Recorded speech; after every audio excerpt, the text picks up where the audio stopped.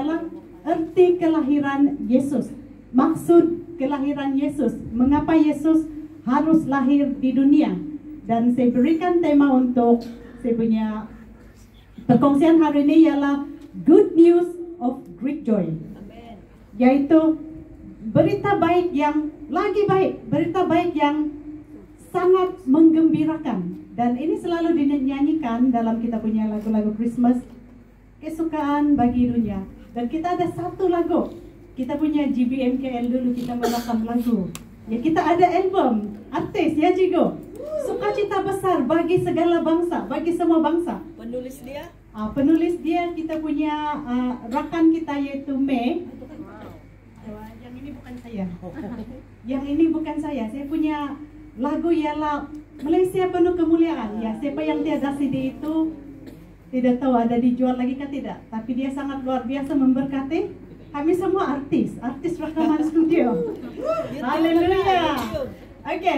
Ya, thank you Yati yang tolong siapkan saya punya slide. Saya bagi dia plan punya slide. Tapi sekali tengok, wow, dia desain cantik-cantik. Berikan tepuk kita punya media yang sangat membantu. Oke. Oke, mari kita lihat di dalam Lukas 2 ayat 8 sampai 14. Ya, saya akan baca dalam ayat genap dan kamu akan membaca dalam ayat ganjil. Ya, kita baca berganti-gantian. Amin. Oke, sudah siap?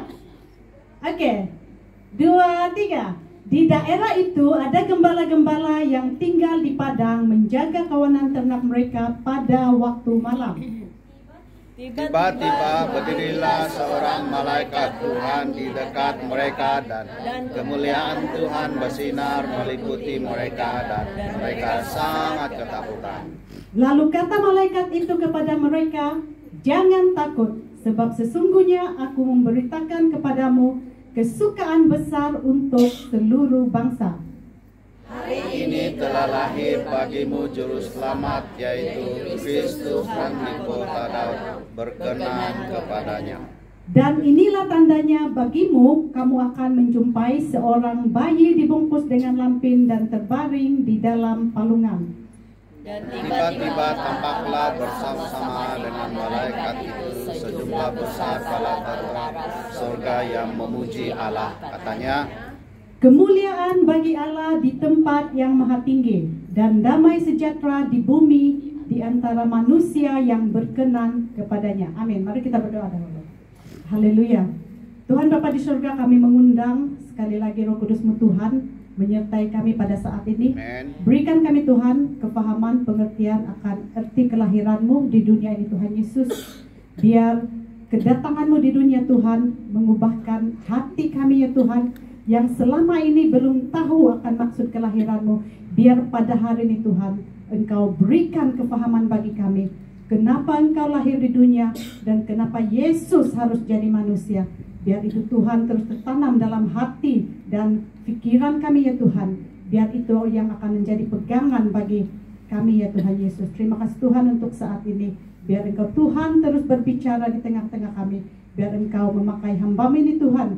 Biar apa yang ada di dalam ya Tuhan Yesus saya sembunyikan. Tetapi biar Roh Kudus-Mu Tuhan yang terus berbicara di tengah-tengah kami saat ini. Terima kasih Bapa, dalam nama Yesus kami berdoa. Amin. Amen. Amin. Ya, kita bulan ini kita akan banyak berbicara tentang Christmas. Apa itu Christmas? Ya, ramai di antara kita yang sudah excited dengan Christmas.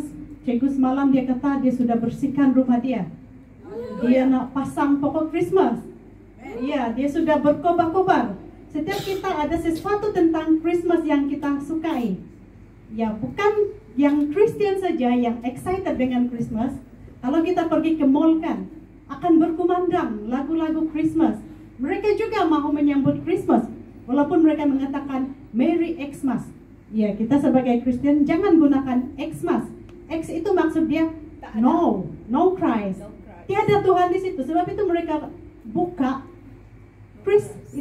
mereka buka Christ. Christmas, itu ialah merayakan Yesus. Jadi merayakan no Christ. Jangan kamu ucapkan Merry Xmas. Siapa yang saya nampak post di Facebook nanti? Siap kamu? Haleluya. Jadi ramai di antara kita yang excited bila Desember, Christmas. Sebab apa? Kita boleh bercuti. Ya, di sanalah kita boleh apply cuti. Masa untuk menghabiskan annual leave. Ya, saya punya bulan ini saya banyak bercuti. Saya punya alasan clear annual leave. Ya. Dan apalagi yang buat kita excited? Banyak makanan. Ya, baru tadi diumumkan ada disediakan bakute. Lepas tu ada lagi disediakan ikan. Jangan diskriminasikan ikan. Selalu ikan tak disentuh. Ya, selalu setiap kali tengokkan ikan, kesian orang yang masak, dia terpaksa bawa balik. Tapi puji Tuhan, sebab kita ada satu tradisi menapau, kita bagi-bagi. Bawa tapau, bawa balik, supaya orang itu tidak perlu bawa makanan dia. Jadi kita tidak perlu tapau selepas ini. Kita makan habis. Iya, banyak makanan. Itu yang buat orang excited tentang Christmas. Apalagi dapat hadiah. Hadiah dari kawan kah, dari ibu bapak kah, dari kekasih kah. Itu yang membuatkan kita gembira, excited tentang Christmas. Apalagi yang membuatkan kita gembira tentang Christmas? Boleh berkumpul dengan saudara, mara, keluarga. Masa itulah kita akan bergathering dengan family kita. Dari jauh balik ke kampung, ya, dari anak-anak di perantauan seperti kami ini, yang ada yang baru balik dari perbatasan, orang kata balik kampung. Itu yang menggembirakan kita tentang Christmas. Ada saja yang membuatkan kita excited. Setiap kita ada sesuatu yang membuatkan kita excited tentang Christmas. Tetapi ada satu yang paling penting, ialah Christmas juga adalah sesuatu yang membuat kita sadar betapa buruknya hidup kita. Amin.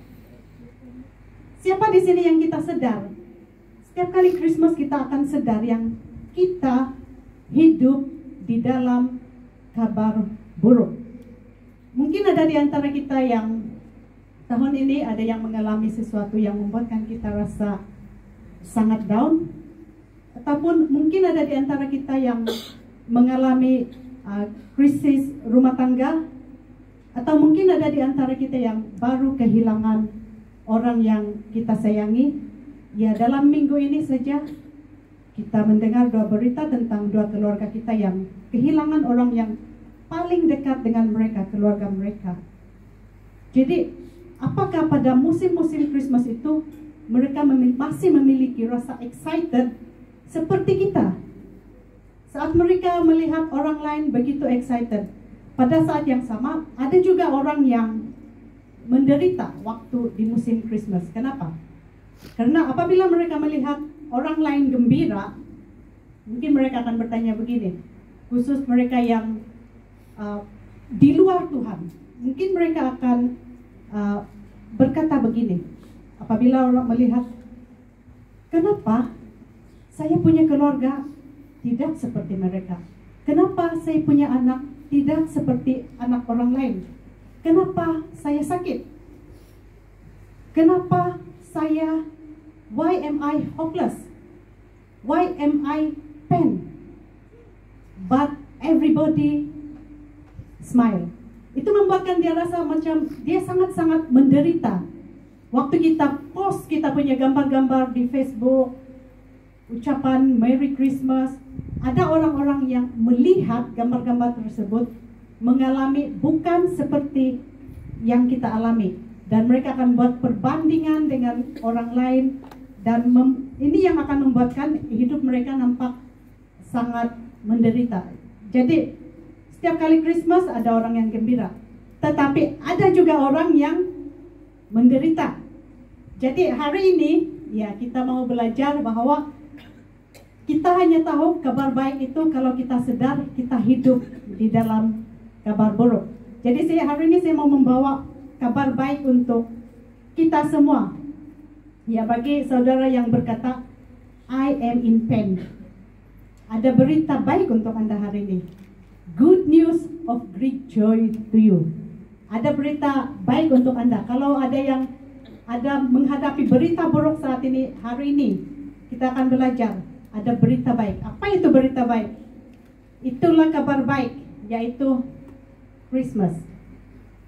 Itu berita baik bagi orang yang hidup di dalam keadaan buruk. Christmas ialah arti dia kelahiran Yesus.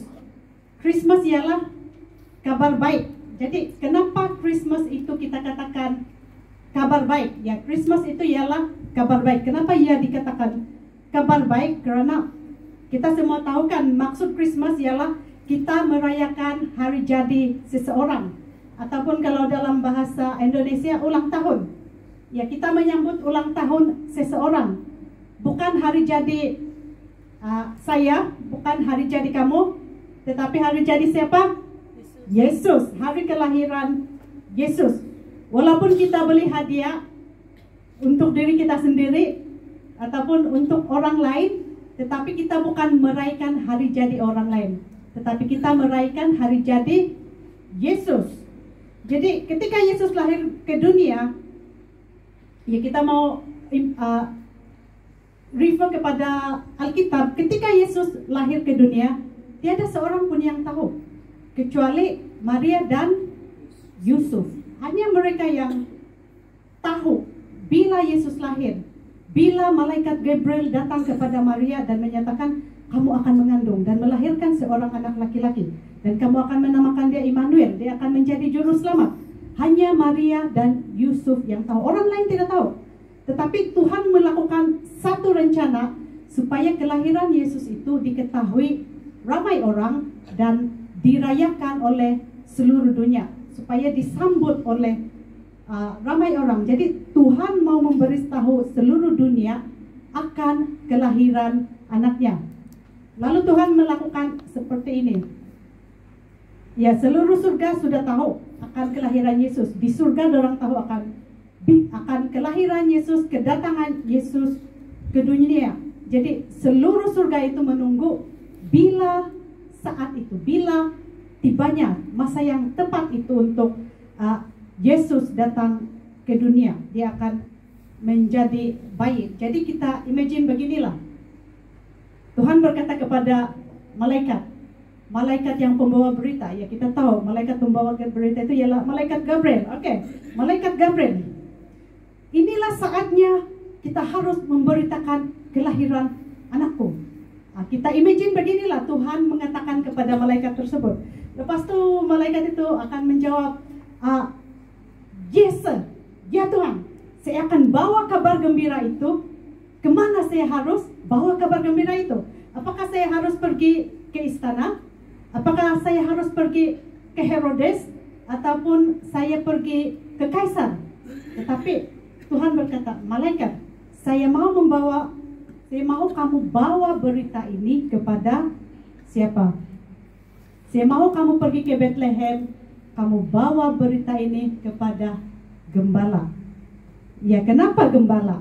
Kenapa Tuhan pilih gembala untuk diberitakan tentang kelahiran Yesus? Kenapa Tuhan tidak hantar malaikat ke istana? Kan dia akan menjadi raja, haruslah kepada orang yang berkuasa. Tetapi Tuhan tidak menghantar malaikat ke istana, dia hantar kepada gembala. Ya, kenapa gembala? Next.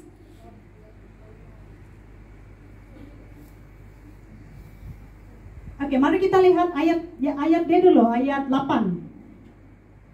Di daerah itu ada gembala-gembala yang tinggal di padang, menjaga kawanan ternak mereka pada waktu malam.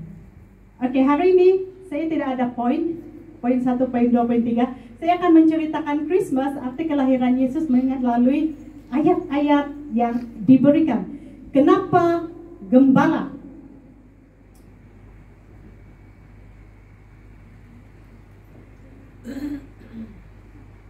Oke, kita tahu gembala ialah, gambaran kita tentang gembala ialah orang baik. Image seseorang gembala ialah baik. Karena Alkitab mengajarkan kita bahwa gambaran tentang gembala itu baik. Seperti Daud. Daud dia adalah seorang gembala. Apalagi dalam Mazmur 23 mengatakan, Tuhanlah gembalaku. Yohanes 10:11 mengatakan, Yesus berkata, akulah gembala yang baik. Jadi kita memiliki image baik tentang gembala pada zaman kita sekarang, sebab Alkitab ajarkan kita begitu. Tetapi tahukah kita seperti apa gembala di zaman masa itu? Ya, gembala ini bukan orang yang baik. Gembala dianggap sebagai orang buangan. Kenapa mereka dianggap sebagai orang buangan? Yang pertama, gembala ini suka mencuri. Bukan gembala image yang kita baca dalam Alkitab, tetapi in real situation pada masa itu mereka adalah orang buangan. Kenapa mereka mencuri? Gembala suka mencuri karena gaji mereka, upah yang mereka dapat terlalu sedikit untuk mereka boleh menampung kehidupan mereka. So untuk mereka survive, mereka tidak pilihan, mereka mencuri. Jadi orang memandang rendah pada gembala. Yang kedua, gembala dianggap najis. Ya, kalau istiadat Yahudi, najis itu karena pekerjaan mereka sebagai gembala, mereka selalu bergelumang dengan binatang, mungkin dengan najis binatang. Jadi mereka dianggap tidak suci. Jadi gembala tidak boleh masuk ke bait suci. Mereka tidak diizinkan masuk ke bait suci. Mereka tidak boleh beribadah di bait suci. Ya, kalau kita tahu budaya Yahudi, orang yang najis itu mereka dipandang sangat rendah. Dan yang ketiga ialah gembala itu, kesaksian mereka tidak diterima di mahkamah. Ya, kalau kamu dibicarakan di dekat court, lepas itu kamu panggil saksi, kamu punya alibi. Oh, ini alibi saya pada hari itu. Kamu panggil gembala. Gembala tidak diterima sebagai saksi. Mereka punya kesaksian, mahkamah tidak terima. Jadi betapa orang masyarakat memandang mereka begitu rendah. Dan masyarakat pada masa itu menganggap gembala ialah sampah masyarakat. Kalau pada zaman kita, sampah masyarakat itu siapa? Orang yang mengambil najis dada, sampah masyarakat. Orang memandang rendah kepada mereka, dan gembala ini ada satu grup yang lebih rendah dari mereka. Satu grup saja, yaitu orang sakit kusta. Jadi mereka tinggi satu derajat saja dari orang sakit kusta. Ini dua golongan yang selalu dipandang rendah oleh masyarakat Yahudi pada zaman tersebut. Jadi kalau kita lihat balik dari ayat 8 tadi, apa yang Tuhan katakan kepada malaikat? Tuhan menghantar malaikat kepada gembala-gembala. Tuhan tidak menghantar malaikat kepada orang-orang Farisi. Tuhan tidak menghantar malaikat kepada imam-imam. Tuhan tidak menghantar malaikat kepada orang-orang yang berkuasa di Israel. Tetapi Tuhan menghantar malaikat kepada gembala-gembala untuk membawa berita baik tentang kelahiran Yesus. Tuhan mau sampaikan kabar baik itu, yaitu hari ini anakku lahir.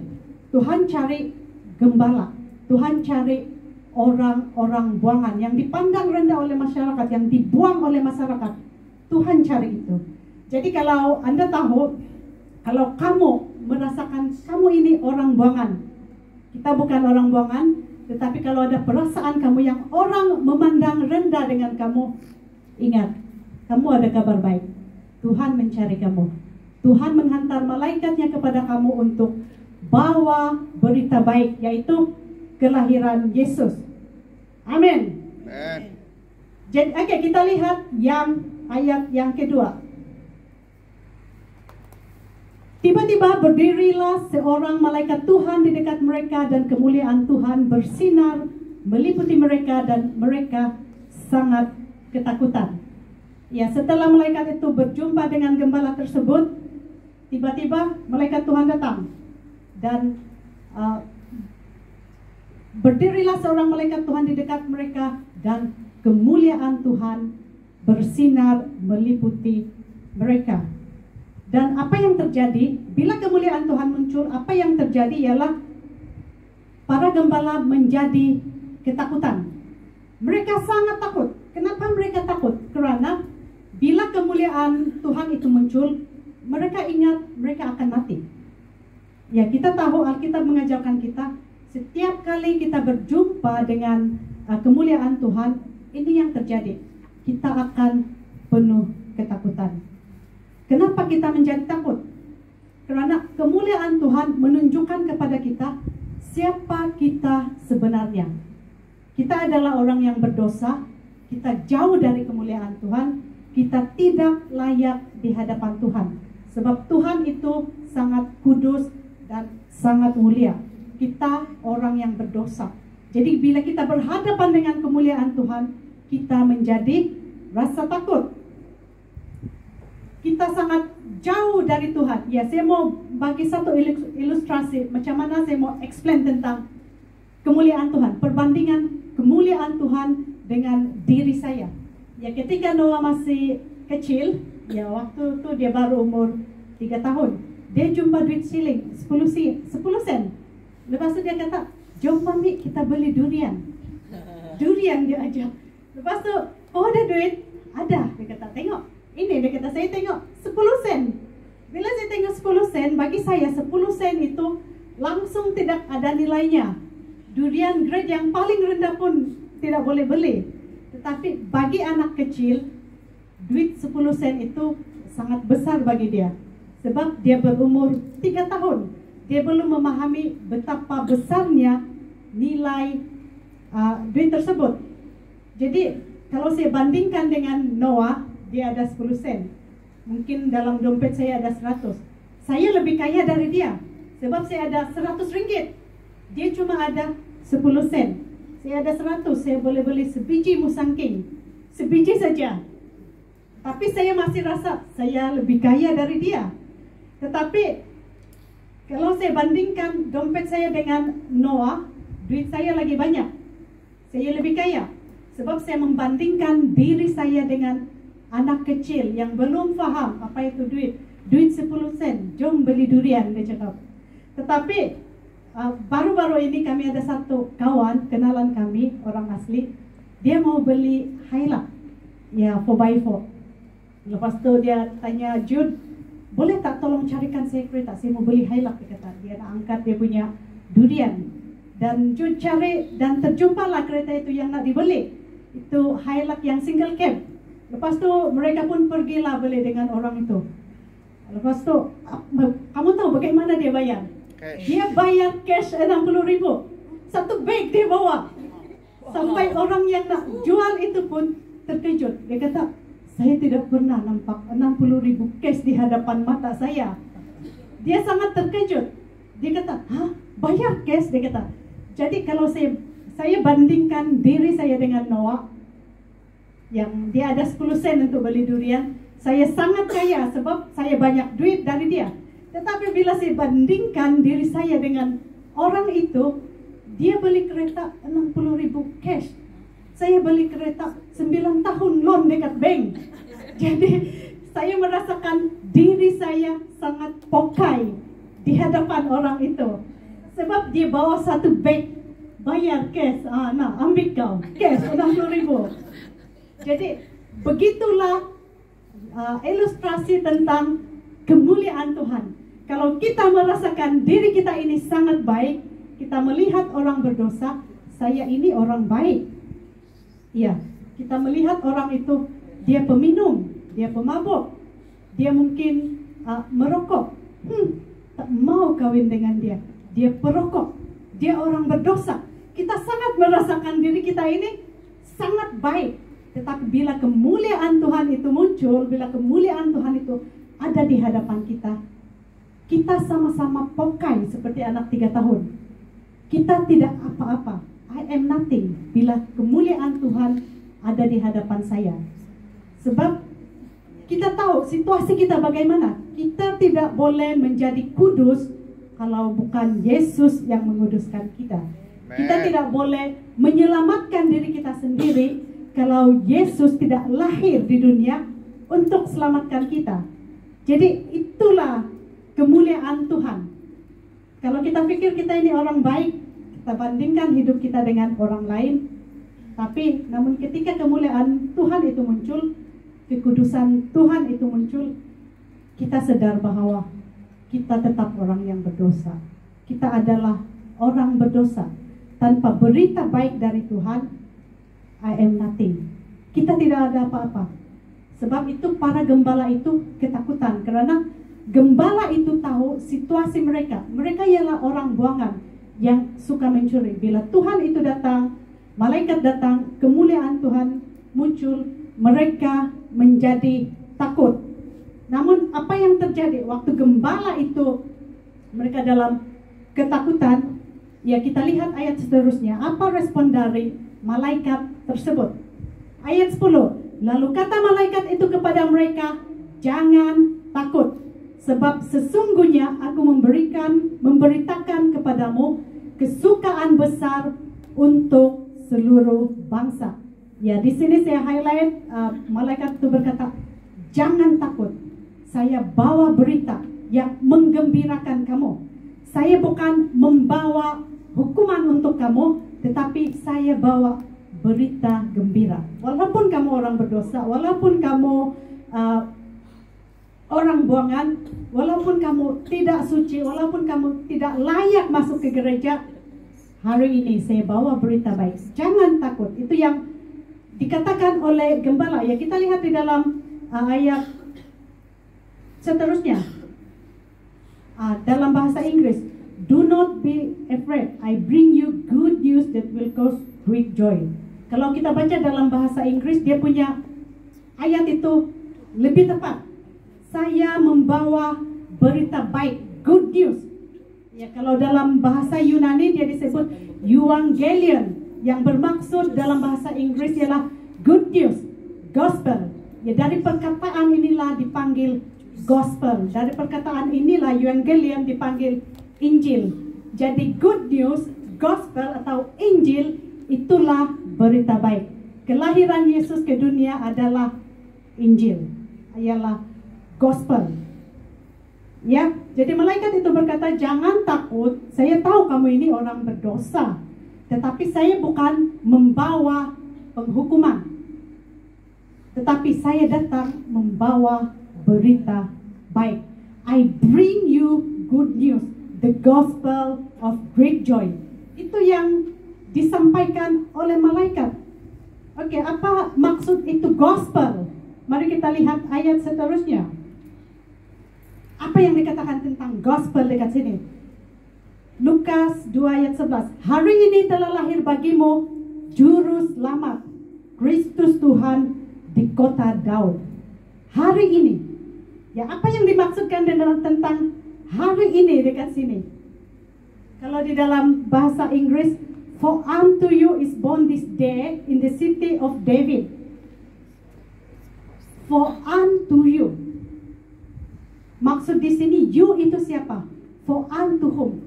You itu siapa? Siapa yang dimaksudkan you? You ialah bukan saya, bukan untuk kamu. You ialah gembala. Malaikat itu berkata kepada gembala untuk habis cas. Buangan untuk kamu yang orang masyarakat pandang sebagai sampah masyarakat, untuk kamu orang berdosa, untuk kamu yang ditolak oleh masyarakat, untuk kamu yang brokenness, dengar. Saya ada berita baik untuk kamu. Ini yang malaikat itu katakan, unto you. Ya, untuk kita yang ada di dalam in pain, yang bagi kita yang ada di dalam brokenness, hari ini malaikat itu berkata, saya ada berita baik untuk Anda. Hari ini, bila ini terjadi, hari ini dia kata, bila itu terjadi, in this day, pada hari Yesus dilahirkan, yaitu hari apa? Christmas. Ya, Yesus dilahirkan, Christmas. Walaupun Alkitab tidak menulis 25 Desember itu ialah kelahiran Yesus, tetapi sejarah menceritakan Yesus itu lahir. Kita lihat Lukas 2 spesifik. For unto you is born this day. Mari kita lihat Lukas 2 ayat 1.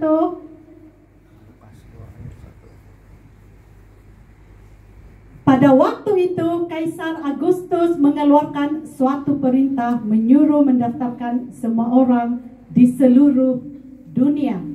Jadi waktu itu, pada hari ini, pada hari Kaisar Agustus mengeluarkan perintah, Kaisar Agustus suruh daftar semua orang di seluruh dunia. Kenapa harus didaftarkan? Dan siapa ini Kaisar Agustus?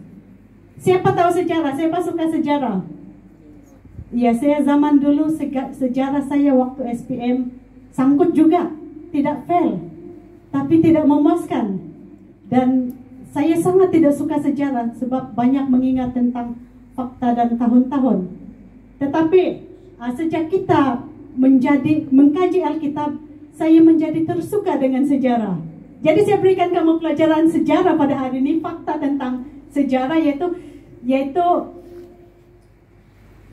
fakta sejarah. Pada zaman itu, Kaisar Agustus itu, pada zaman itu Yerusalem di bawah pemerintahan Romawi, Kekaisaran Romawi. Jadi dia punya cerita dia begini.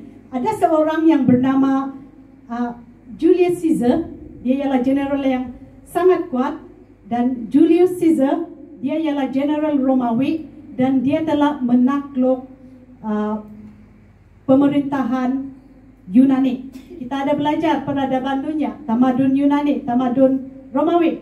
Kita ada belajar itu, ya anak-anak tingkatan 4 dan 5. Jangan kamu tidak tahu, harus tahu sejarah dunia. Oke, jadi Julius Caesar ini dia ialah seorang general yang sangat kuat. Jadi kalau seorang general yang sangat kuat itu, banyak orang yang benci dia. Jadi para senat Romawi, mereka telah berkomplot dan mereka telah membunuh Julius Caesar. Dan dia mati. Lalu anak buah dia, anak saudara dia yaitu bernama Octavianus, dia marah sebab pakcik dia telah dibunuh dan dia mau bangkit melawan senat. Dan apa yang dia lakukan? Dia bekerja sama dengan Mark Antony. Dia bekerja sama dengan Mark Antony untuk mengalahkan senat. Mereka melawan senat dan apa yang terjadi? Mark Antony dengan Octavianus mereka berjaya mengalahkan senat. Dan setelah senat dikalahkan, kerajaan Romawi diperintah oleh 2 general, Octavianus, Mark Antony. Kalau 2 general yang kuat bergabung dalam pemerintahan, mereka tidak akan sebulu. Mesti ada yang mau menguasai. Dan apa yang terjadi? Kedua orang ini berlawan sesama sendiri. Lalu Mark Antony berkawin dengan seorang wanita dari Mesir yang bernama Cleopatra. Ya tahu ini cerita. Dan dia menjadikan Mesir sebagai dia punya markas. Mark Antony jadikan Mesir dia punya markas. Dan Octavianus dan Mark Antony berlawan dan Mark Antony kalah. Singkat cerita, Mark Antony kalah dan Octavianus dia yang menjadi pemerintah Romawi dan diberi gelaran Kaisar Agustus. Dan dia yang memerintahkan seluruh dunia untuk didaftarkan, dibuat banci. Ya, kenapa saya bawa fakta sejarah? Kelahiran Yesus bukan mitos. Kelahiran Yesus ada di dalam sejarah peradaban dunia. Kelahiran Yesus bukan cerita dongeng. Yesus dilahirkan waktu pemerintahan Kaisar Agustus. Jadi dia bukan mitos. Kalau orang mengatakan mitos, oke. Kalau dia tidak percaya Alkitab, buka sejarah. Kalau sejarah mesti kamu percaya.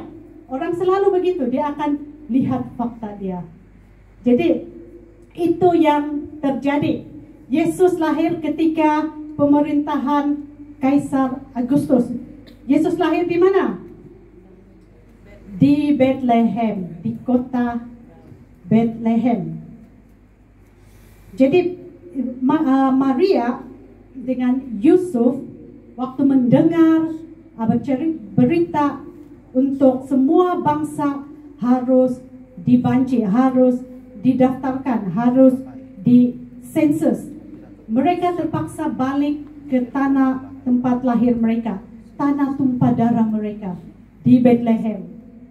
Jadi kota Daud ada nama lain dia. Kita lihat di dalam ayat 11 tadi.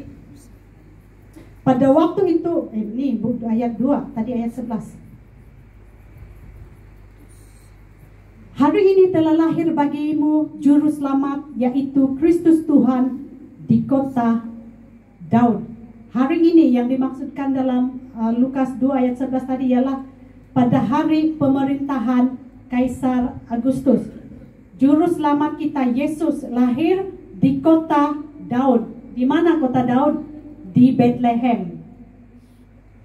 Kota Daud itu nama lain dia ialah Bethlehem. Dan apa yang terjadi ketika Kaisar Agustus perintahkan semua orang didaftarkan? Yusuf dan Maria harus kembali ke Bethlehem. Mereka harus berjalan. Jarak di antara Nazaret dengan Bethlehem lebih kurang 140 km. Apa yang saya kaji, lebih kurang begitu, mungkin dari sini sampai ke Bentong. Kalau pada zaman sekarang, kita senang saja datang. Kita naik kereta, kita naik public transport. Tapi kalau zaman tersebut, kalau kita tiada kereta zaman ini, kita boleh order Grab. Kita naik Grab, tapi jangan naik Pandafood. Itu tak sampai kita. Kita harus naik kendaraan. Kalau yang lebih kaya lagi mungkin kita boleh naik dari Nazaret, kita naik jet pribadi turun ke Bethlehem. Sekejap saja sampai. Tapi kita coba bayangkan, kita lihat gambar di depan. Ya, comel saja kan turut gambaran tentang Maria. Maria pada masa itu dia sedang syarat mengandung, dan dia hanya menghitung hari saja untuk bersalin. Dan kenapa kita katakan dia menghitung hari untuk bersalin? Sebab dia sampai-sampai saja di Bethlehem, terus dia bersalin. Dia melahirkan Yesus. Jadi kita coba bayangkan bagaimana Maria berjalan kaki. Orang biasa berjalan kaki dari Nazaret ke Bethlehem akan mengambil mungkin masa dalam 4 atau 5 hari jalan kaki. Tapi kita tengok keadaan Maria. Dengan keadaan dia yang mengandung, dengan hanya menghitung hari lagi untuk bersalin, bagaimana dia berjalan. Ya walaupun saya mengandung, tapi saya tidak mau tunjukkan cara orang mengandung berjalan, saya sudah lupa. Ya. Kita coba imagine bagaimana orang mengandung itu berjalan di tengah panas, padang gurun. Kita tidak tahu perjalanan mereka macam mana, turun naik bukit kah. Mungkin dia boleh naik keldai, tetapi perjalanan dia itu banyak cabaran, banyak rintangan yang Maria perlu lalui. Jadi, tetapi Maria tidak ada pilihan, dia terpaksa berjalan sebab itu adalah perintah daripada Kaisar Agustus yang dia mau menunjukkan kekuatan dia. Saya ini orang kuat. Jadi saya mau semua orang di dunia harus didaftarkan, dibawa ke Kaisaran Romawi. Jadi mereka tidak pilihan, mereka terpaksa ikut berjalan kaki. Jadi mereka pun jalan kaki. Mungkin seminggu Maria sampai. Jadi sampai-sampai saja di Bethlehem. Puji Tuhan lah kalau dapat hotel 5 bintang. Tapi sampai-sampai saja, bukan saja hotel 5 bintang, 1 bintang pun Maria tidak dapat untuk dia menginap. Yang cuma ya ada ialah apa? Kandang binatang. Kandang yang paling rendah, paling najis orang panggil, sebab ada binatang-binatang di situ. Jadi apa yang terjadi di sini? Kalaulah kita di dalam situasi Maria, bolehkah kita mengikuti apa yang Tuhan sudah rencanakan kita? Ataupun kita akan memberontak, Tuhan, ini anakmu Tuhan, kenapa saya harus berjalan 7 hari, naik bukit, turun bukit, melewati belantara dengan banyak ancaman, sampai saja di sini bukan saja tiada tempat tinggal, malah di kandang binatang kami harus tidur. Tuhan, ini anakmu Tuhan, kenapa saya harus melalui ini? Mungkin kalau kita yang jadi Maria lah, kita akan mempersoalkan kenapa Tuhan tidak persiapkan jalan yang enak-enak bagi Maria. Kenapa Tuhan tidak persiapkan hotel 5 bintang bagi Maria? Bukankah kalau Tuhan itu, anak Tuhan itu, dia harus smooth saja perjalanannya? Bukankah kalau kita ialah anak Tuhan, kehidupan kita harus smooth saja, tidak ada cabaran, tidak ada rintangan, tidak ada pencobaan di hadapan. Tuhan, saya ini anakmu Tuhan. Tapi Tuhan tidak begitu. Tuhan kita ialah Tuhan yang berbeza. Kenapa dia datang? Kenapa dia inilah saatnya, yaitu Yesus lahir pada waktu pemerintahan Kaisar Agustus, pada waktu kekacauan, pada waktu kesusahan. Kenapa Tuhan pilih masa itu? Karena Tuhan mau memberitahu kepada kita bahwa Tuhan kita itu berbeza dari yang kita pikirkan. Dia bukan datang untuk kesenangan, tetapi Tuhan itu datang untuk menyelesaikan kekacauan hidup kamu. Kalau dia datang di waktu kekacauan, di waktu hidup kamu dalam brokenness, waktu itulah Tuhan datang dalam hidup kamu. Apa dia lakukan? Kenapa tidak datang waktu kita senang-senang? Kenapa di waktu kita susah baru datang? Sebab dia mau selesaikan kesusahan kamu. Amin. Jadi sebab itu dia lahir di tengah-tengah kekacauan, banyak rintangan. Dan apa yang terjadi ketika Yesus lahir?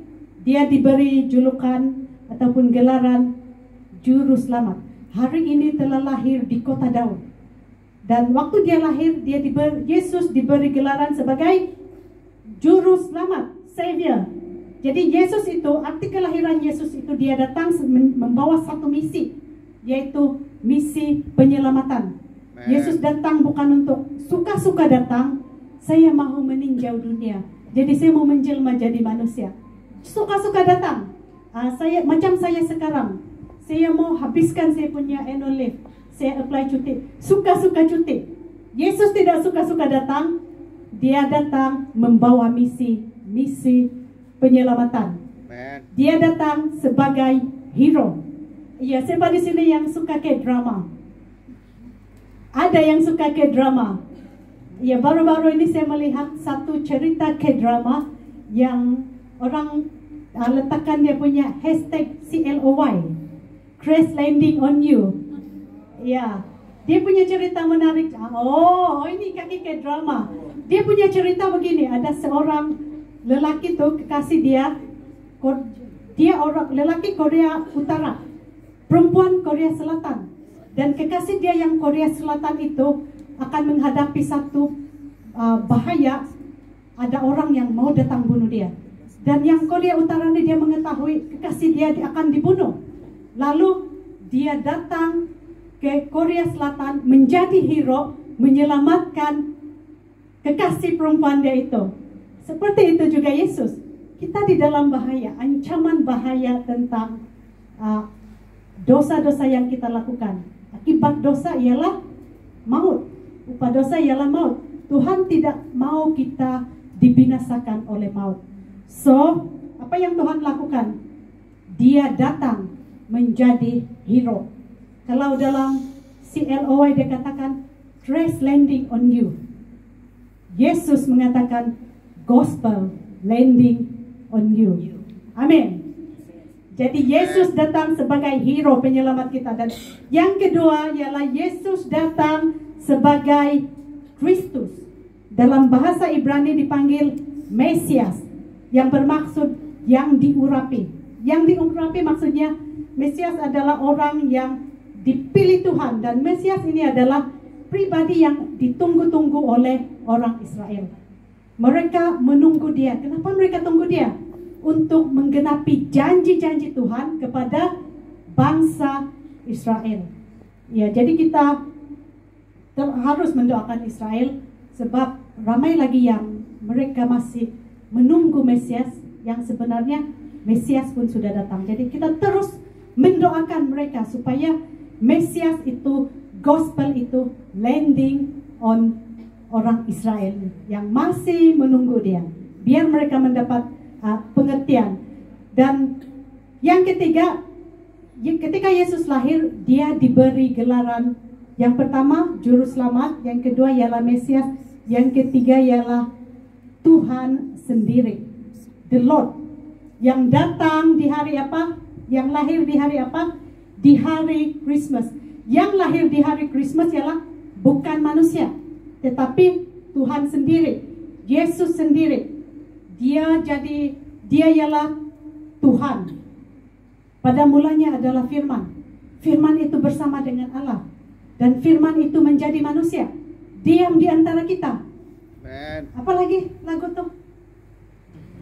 Diam di antara kita untuk menggenapi janjinya. Untuk apa janji-janji Tuhan? Penyelamatan bagi kita. Amin. Oke, saya berikan satu ilustrasi ya, agak panjang kita punya hari ini. Kita harap bersabar, yang lapar tuh kita kenyang dengan firman Tuhan dulu. Oke, ada satu penulis yang bernama Dorothy Sayers. Ya, sempat Yati cari gambar Dorothy Sayers. Thank you Yati. Saya cari nama dia saja. Dia ini seorang penulis. Dia penulis crime novel. Dan dalam satu novel dia ada satu watak dalam novel itu yang bernama Lord Peter Wimsey. Dan dia menulis cerita Lord Peter Wimsey ini, dia seorang detektif macam Sherlock Holmes. Dia memecahkan apa tuh rahasia-rahasia penyiasatan. Dia melakukan penyiasatan, dan lama-lama Dorothy Sayers menulis novel tersebut. Tiba-tiba apa yang terjadi sangat luar biasa. Dia jatuh cinta dengan watak Lord Peter Wimsey. Coba kita imagine, penulis jatuh cinta pada watak. Jadi apa yang dia lakukan? Di episode-episode seterusnya, tiba-tiba ada satu watak wanita. Yang dia punya kepribadian watak wanita itu sebiji macam Dorothy Sayers. Dia punya pekerjaan sebagai penulis sebiji macam Dorothy Sayers. Dia punya kepribadian sebiji macam Dorothy Sayers. Dan singkat cerita, mereka telah jatuh cinta dan mereka berkawin. Dan dengan cara yang sama, Yesus melihat ke dunia, ciptaan dia yang dia cintai. Dia melihat dunia yang dia sangat cinta, yang dia cipta ini, yang sangat cinta. Dia melihat akan kerusakan kita. Dia melihat akan dosa-dosa kita. Tuhan berkata, ini tidak boleh jadi. Ciptaanku seharusnya tidak harus dihancurkan, tidak harus dirosakkan. Apa yang Tuhan lakukan? Dia menuliskan dirinya sendiri ke dunia melalui Yesus, lahir sebagai bayi. Dia menjadi manusia, dia tuliskan dirinya di dalam dunia, dia mati, disalibkan, bangkit dari kematian, dan siapa yang percaya kepada itu, yaitu gospel, yaitu Yesus, kita akan selamat. Dan begitulah cara Tuhan. Dia tuliskan diri dia sendiri ke dalam cerita penyelamatan dengan satu alasan. Kenapa dia tuliskan diri sendiri? Sebab Allah itu kasih. Dia mengasihi ciptaannya. Dan itulah yang terjadi. Pencipta jatuh cinta pada ciptaannya. Itulah maksud Christmas.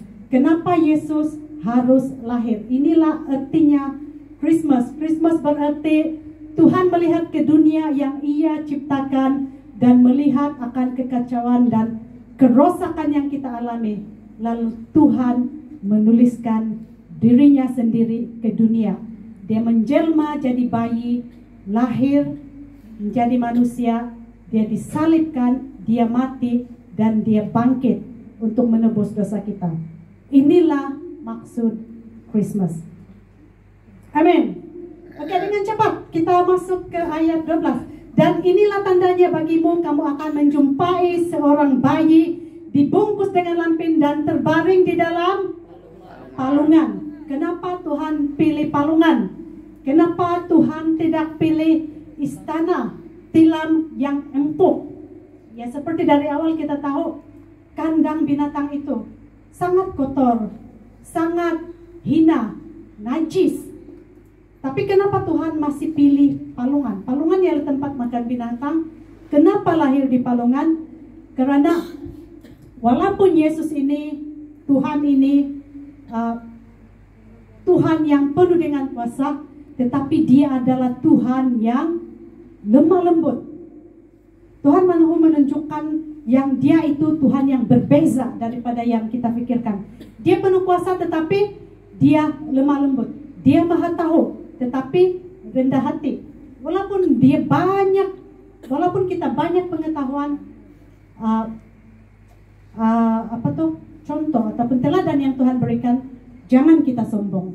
Sebab itu Tuhan Maha tahu, tapi Dia rendah hati. Jadi kita jangan sombong. Apalagi kerajaannya berbeza dengan dunia. Dia datang dengan merendahkan dirinya, lahir di dalam palungan. Amin. Oke, kita lihat 13 dan 14, ayat 13 dan 14. Dan tiba-tiba tampaklah bersama-sama dengan malaikat itu sejumlah besar bala tentera surga yang memuji Allah, katanya, kemuliaan bagi Allah di tempat yang maha tinggi dan damai sejahtera di bumi antara manusia yang berkenan kepadanya. Oke, ada dua perkara yang terjadi waktu kabar baik telah diberitakan kepada gembala. Waktu malaikat datang kepada gembala, dia beritakan hari ini telah lahir di kota Daud juru selamat. Ada dua perkara yang terjadi. Yang pertama ialah kemuliaan bagi Allah di tempat yang maha tinggi.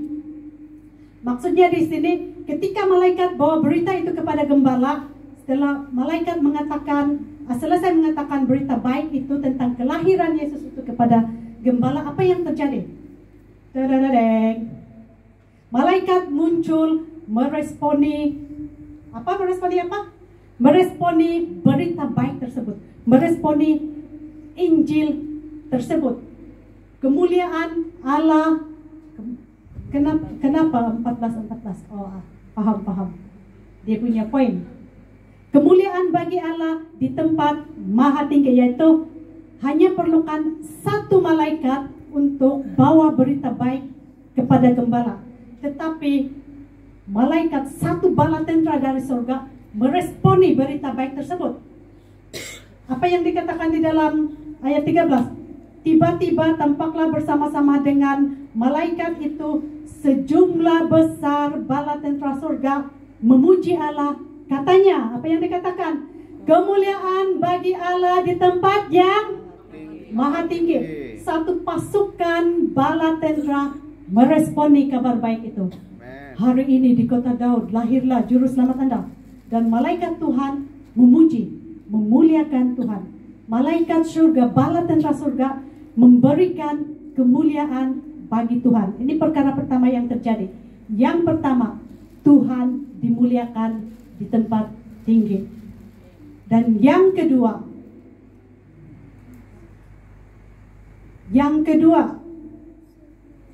Injil membawa damai buat manusia. Yaitu ketika Injil disampaikan, yang pertama terjadi, Tuhan menerima kemuliaan. Yang kedua, Injil membawa damai buat saya dan kamu semua. Amen.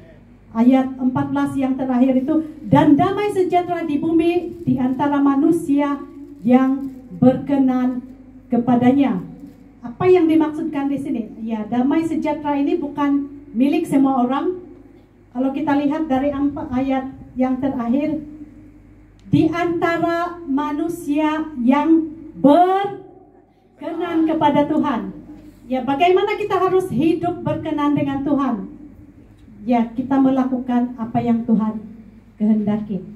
Kalau kita sudah tahu itu salah, kalau kita sudah tahu itu tidak menyenangkan hati Tuhan, masih mau lakukan, itu tidak akan berkenan di mata Tuhan. Dan damai sejahtera itu tidak menjadi milik kamu.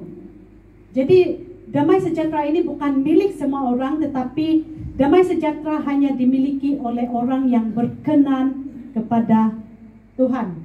Jadi kalau kamu mau memiliki damai sejahtera dari Tuhan itu, apa yang kita harus lakukan? Kita harus menaruh iman kita kepada Tuhan, beriman kepada Tuhan, beriman kepada Yesus, percaya akan Injil, percaya Yesus lahir, percaya Yesus disalibkan, percaya Yesus bangkit, percaya kematian dan kebangkitan Yesus yang menyelamat kamu.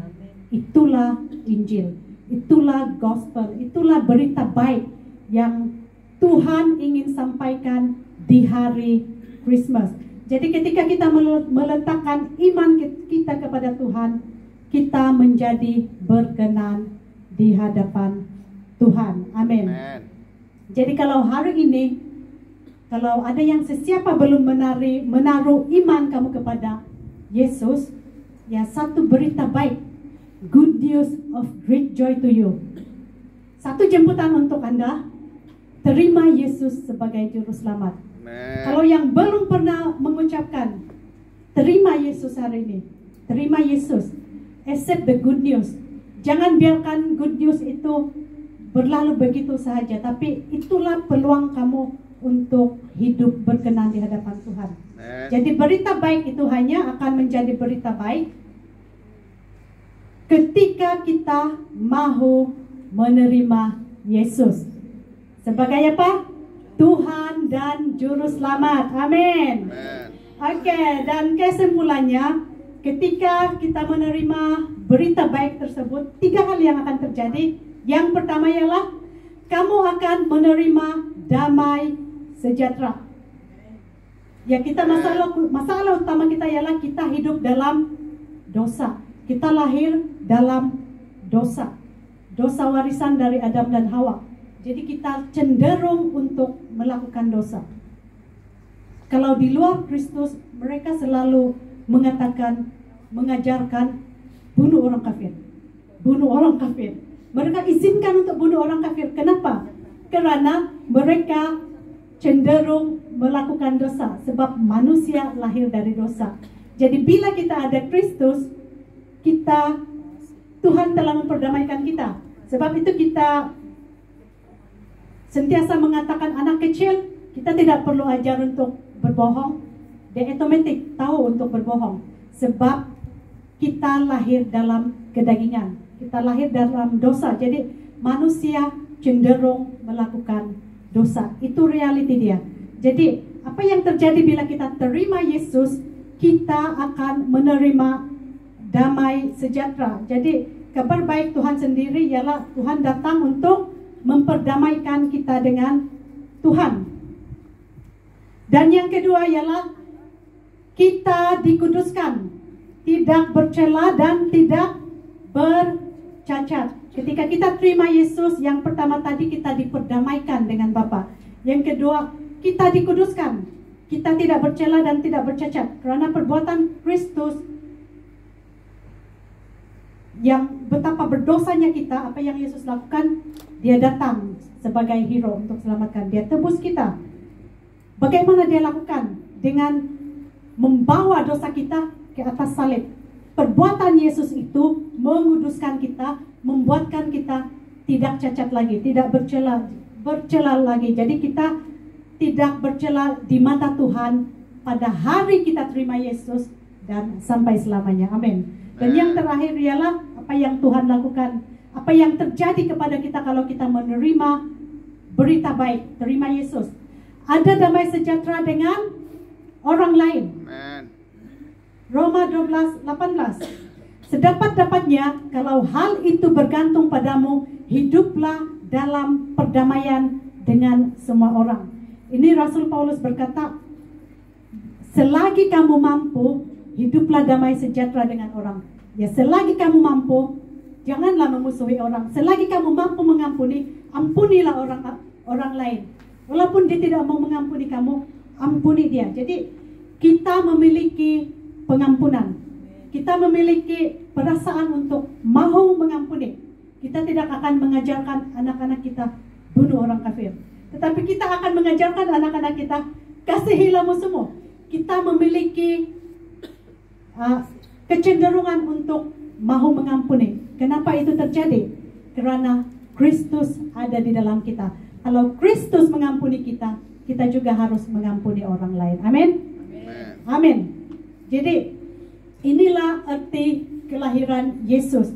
Bagi yang belum menerima Yesus, ya inilah saatnya untuk kita terima Yesus. Good news of great joy. Jadi terimalah Yesus sebagai Tuhan dan Juru Selamat Anda. Amin.